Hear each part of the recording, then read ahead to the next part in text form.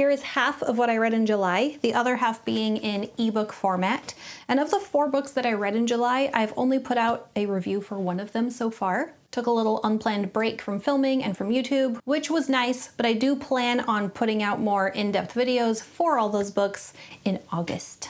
The one I started July with, Tippy Top First Day of July, is one of the ebooks that I still don't have the physical copy of, but it should be on its way, and that is Isles of the Emberdark by Brandon Sanderson.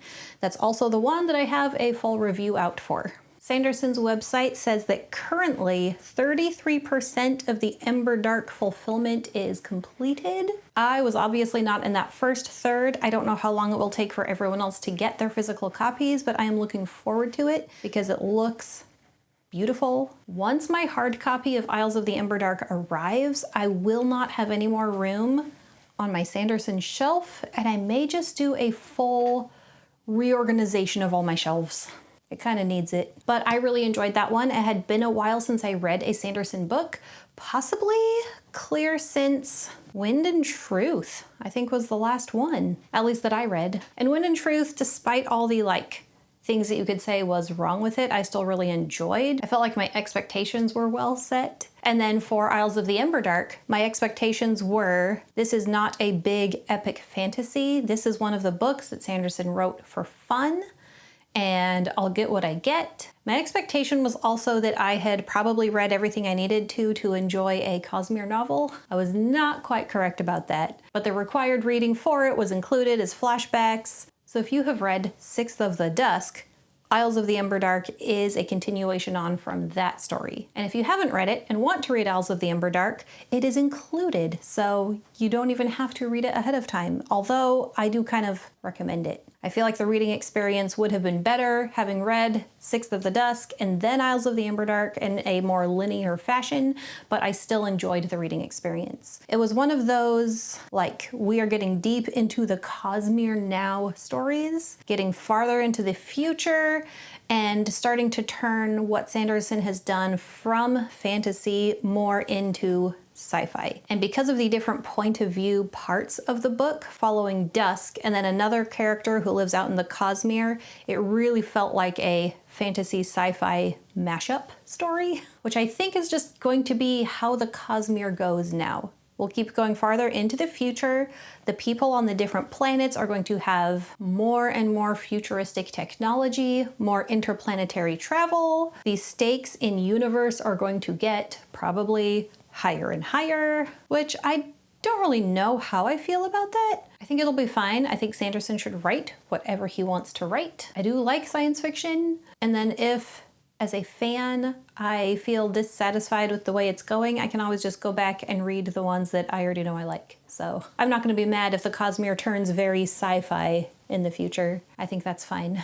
And then Isles of the Emberdark pulls in that idea, if you have read any Cosmere books, of there is a perpendicularity, which facilitates interplanetary travel through Shadesmar, which is the cognitive realm, so people don't have to travel through space, although some of them can now. And what does it mean for one small planet that's not very technologically advanced yet, with all these other more advanced planets looking at it going, we want what this planet has. So how can they sustain their freedom and their independence while still moving forward for themselves? And then on the much smaller character scale, the character whose job he has had up until now is going extinct. His world doesn't need trappers anymore, which is what Dusk is. And he has to figure out what his new place in this new world is going to be. And I think that's one of the things that I appreciate about Sanderson's storytelling is we get the very narrow, here is the character and the character's story, here is the bigger world story, and then in this one, even the bigger Cosmere. All kind of included, all in one. And then because I read that one a little bit faster than I expected before my next anticipated release came out on the 15th of July, Prime Day happened, and there was a really good Prime Day sale on a beautiful hardback copy of Heartless Hunter, Book 1 in the Crimson Moth duology. I have been giving Romantasy a better try this year, and this one was fine. This is one where I have all the notes written for a more in-depth review, so I'll try not to talk too much about it. It is a bit of a tropey romantasy. It feels written for an audience that is younger than me. It feels like it wants to go deeper than it actually does. And as I was reading it, it's not very long.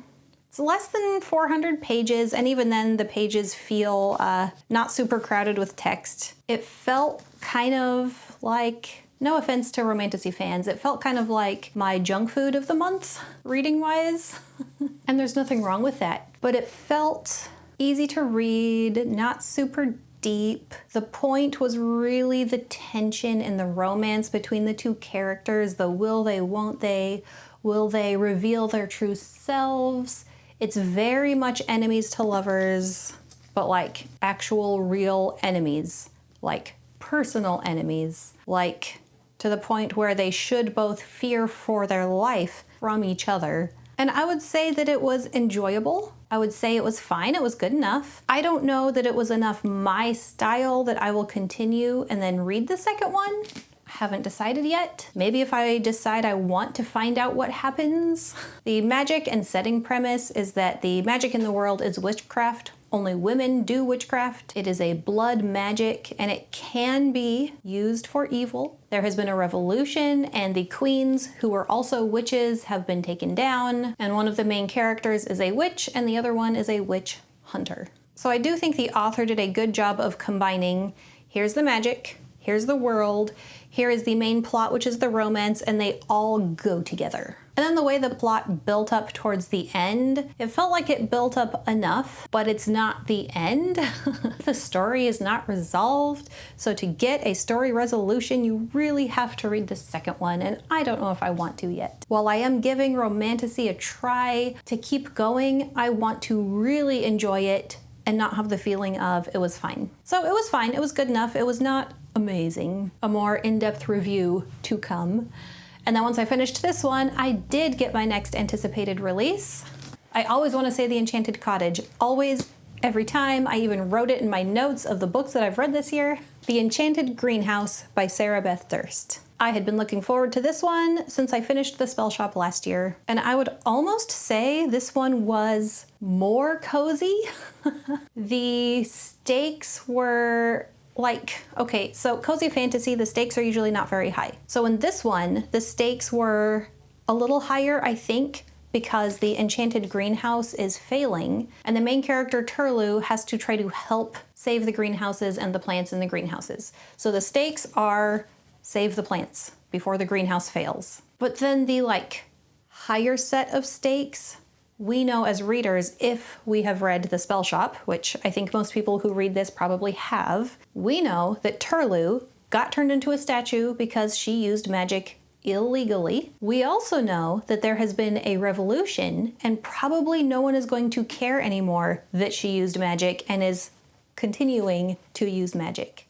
So for her, it's like, in world, she doesn't know about the revolution. As far as she knows, if she uses magic again, she is going to be caught and punished again. She doesn't want to reach out to her family to tell them that she is alive and a human again because she doesn't want to put them in danger. And so for her, her personal stakes are save the plants because the greenhouse is failing without getting in trouble and without getting turned into a statue again. But as a reader, it felt like false high stakes because we know about the revolution and she doesn't. And again, I'll try not to say too much because I do want to do a separate review video just for this book and go more in depth into the characters. But this one does feel more about the romantic element than The Spell Shop did. So on the island with the Enchanted Greenhouse, there are only two humans. The gardener and keeper of the greenhouse, whose name is Yarrow, and Turlu, who has cast a magic spell before and might be able to figure out more spells to save the greenhouse. Or at least that is her hope and her wish. And also the hope and wish of Yarrow, the gardener. So I think the last thing I'll say about this one is that if you liked The Spell Shop, you will probably like this one. It is much more of the same kind of cozy, warm feelings. getting to just settle in with these characters, enjoy the place that they're in, enjoy the food that they're eating along with them. I will say it takes place in the winter, so it's like snowy outside, but a lot of their time is spent in the greenhouse where it's warm and humid and nice. And so it's like the perfect cozy fantasy for whether you like to read cozy fantasy in the summer or in the winter. And more in-depth review to come for this one. And then the fourth book that I didn't completely finish, but will in time to put out a review for it in August, is A Mage's Mentor by Stephen Jaroki. This is one of the ones that was sent to me for review. The main character, Sinka, is on like a mage's journey and wants to learn magic, but also a precious heirloom from her mother, who she hasn't seen in 20 years, has been stolen, and she wants to go find it. And this one also doesn't seem to have super high stakes. It's more about the main character's personal journey. She was on a physical journey to get to this new place where people are settling in, and her group got attacked by bandits. The bandits stole her amulet, and while she wants to go get it, she realizes that she is not as strong of a mage as she should be or as she wants to be, and so she is looking for magical knowledge. She's looking for any magic tome, any magical spell book. She can find anything that can increase her knowledge so she can practice magic, increase her magical power. She would love to not only find her amulet, but also find her mother. And the book follows her on that journey as she encounters other people, other characters, how she learns to work with them, and how she goes about trying to find what she's looking for. And on to August. My TBR for August right now is pretty short. There's only 2 books on it. They are not necessarily short books, and so if I have time to add in another 1 or 2, I will mood read or decide in the moment if I have time. Currently, I have started Dragon Keeper by Robin Hobb. This is the next series in the realm of the Elderlings. It takes place chronologically after the Tawny Man trilogy, but is much more directly related to the place and people that were in the Liveship Traders trilogy. I'm not very far in yet. I'm to page 75. And one thing I noticed almost immediately when I started the Tawny Man trilogy, the way that Robin Hobb wove in the recap from previous books into the current book, I thought was very well done, to where I hardly even noticed that it was happening. This one was a lot more obvious, like just, here's what happened last time on the Liveship Traders. Here's what you need to know, and just kind of spelled it out, and it felt really obvious, kind of like eye roll, like, okay, let's get on with it now. And then, I don't know how much to avoid spoilers with this one because it is the 4th series. There's 3 other series that come before it. I don't know how much to say about it, just in case. It is a little on the older side, but it's pretty far into a series. I have so far been introduced to 2 human characters who I believe are the ones who are going to go on the journey with the dragons. And then 1 dragon has had some point of view scenes to get us to know this specific dragon, so I have a feeling that one is going to be like the main character of the dragons. If you have read up through the first 3 trilogies, or even have read the Liveship Traders trilogy and not the Tawny Man trilogy, the thing that Tintaglia has been hoping for and waiting months for happens at the very beginning of this one, but not as she had hoped or planned. It starts out very disappointing. Of course, it's a Robin Hobb book. Hobb is not here to make us happy. She's here to tell a good story. So, not super far into this one, but I do plan on finishing this one over the course of August. And then, I'm super excited for this one. This one just arrived yesterday. The next book in the Songs of Chaos by Michael R. Miller. This one is Reckoning. This is an ARC, and I knew I was on the ARC team. I just expected to get an ebook, which I was fine with. And so when I got an email asking if I would like to have a physical copy, I was very excited and grateful, because I didn't think that my online presence was big enough to be on the list of people who got a physical copy. And I love it. I love how heavy it feels.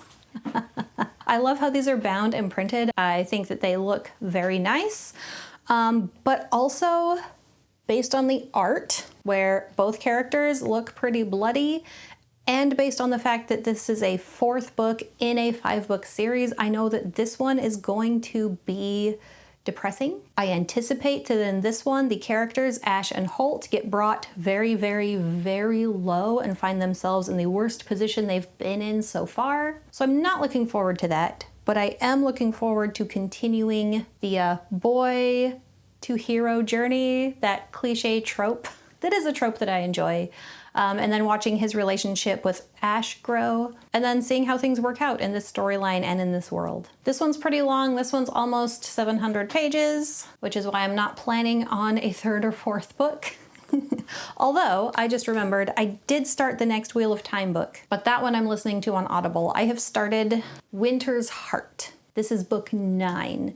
So I plan on mostly taking this in via audiobook. I might decide to just sit and read it once in a while. This one is shorter than Reckoning, but it is the last one that is on the shorter side. So I still have no idea how long it's going to take me to finish this series. I'm not in a rush, but I felt ready to continue on into the next one. So we'll see how long this one takes me. I will link every book I talked about, and I will link my Patreon and my Instagram. Thank you, patrons. I appreciate you guys a lot. And enjoy the rest of your summer reading.